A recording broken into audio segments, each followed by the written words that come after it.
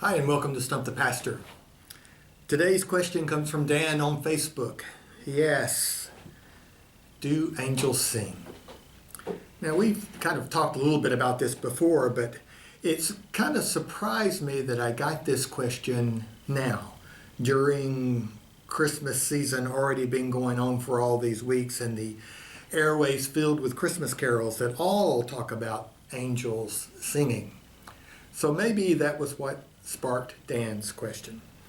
I mean, we have "Hark the Herald Angels Sing," "It Came Upon the Midnight Clear," "Angels from the Realms of Glory," even "Silent Night," and many, many more that mention angels or the heavenly host singing. The problem, of course, is that the Bible never says angels sing. It always says the angels say.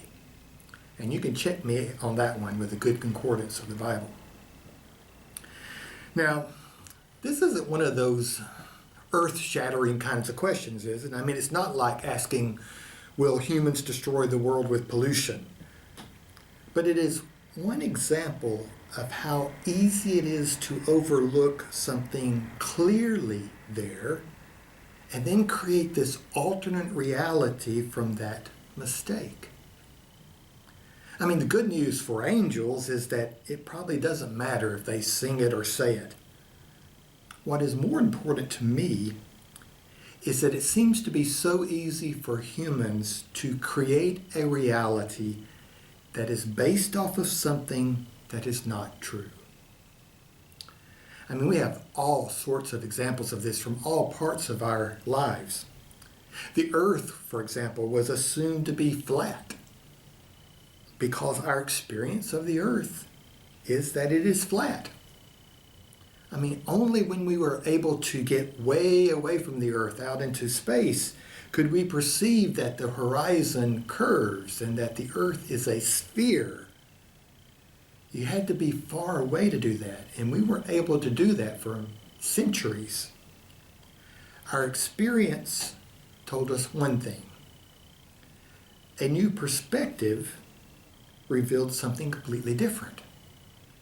Something that was always there in the first place, but we either couldn't see it or didn't see it. Our experience of God can be shaped by those kinds of assumptions.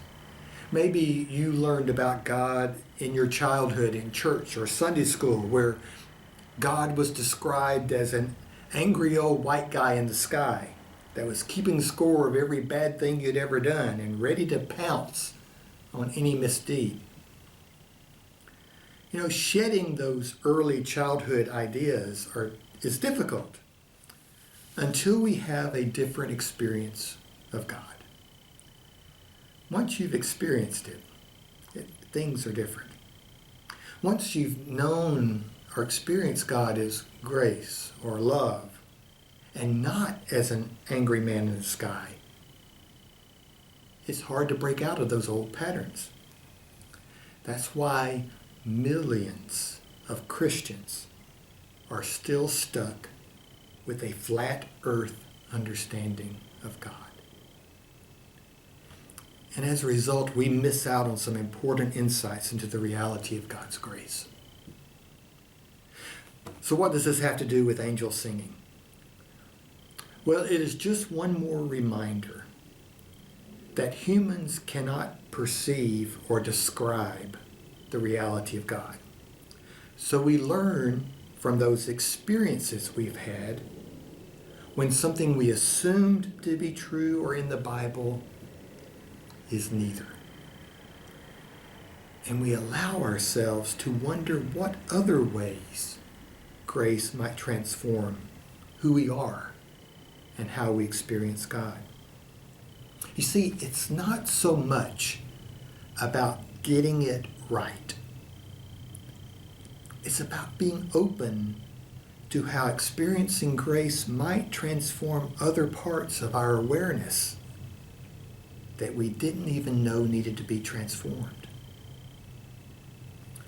So it's okay to be surprised that angels don't sing in the Bible.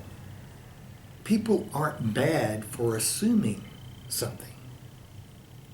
It is just so much more meaningful when we allow ourselves to be surprised by new revelation. And just so you know, it's still okay to sing the Christmas carols like Hark the Herald Angels Sing. I mean, say doesn't rhyme with the next line, so there's that.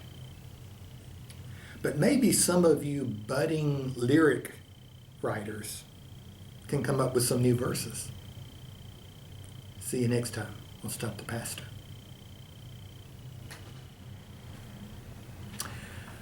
Well, let me know what you think. I know some of us just want to make sure the angels continue to sing, and it's okay to say that. But if you have questions or things haven't made sense to you, send them to me. The Stump the Pastor email address is on the bottom of your screen. See you next time.